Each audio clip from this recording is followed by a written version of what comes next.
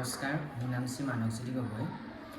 বৰ্তমান সময়ত সমাজে সন্মুখীন হৈ থকা এটা সমস্যাৰ উদাহৰণ হৈছে অৰ্থনৈতিক সমস্যা। এই অৰ্থনৈতিক সমস্যা দূৰ কৰিবলৈ আমি এটা ব্যৱস্থা ল'ব পাৰোঁ। উদাহৰণস্বৰূপে গাঁৱত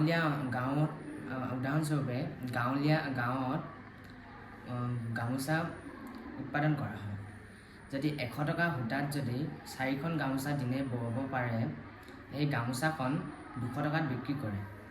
এই গামোচাখন 200 টকাত যদি বিক্ৰী কৰাৰ পৰিৱৰ্তে আমি 150 টকাত বিক্ৰী কৰোঁ, তেতিয়া বহুতো ক্ৰয় কৰা লোক বাঢ়ি যাব পাৰে।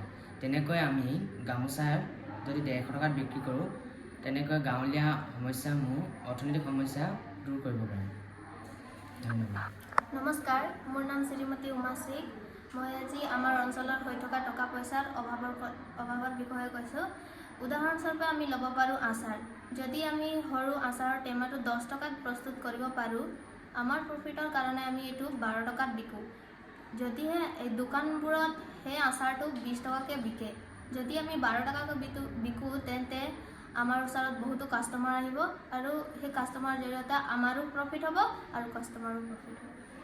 নমস্কাৰ, মোৰ নাম শ্ৰী নিতেশ ডেকা। আজি আমি আমাৰ সমাজত হৈ থকা টকা পইচা সম্বন্ধীয় কিছুমান অসুবিধাক লৈ আহিছোঁ। যেনে পাপৰ বজাৰত 20-30 টকাকৈ বিক্ৰী কৰা হয়, কিন্তু আমি যদি পাপৰ ঘৰতে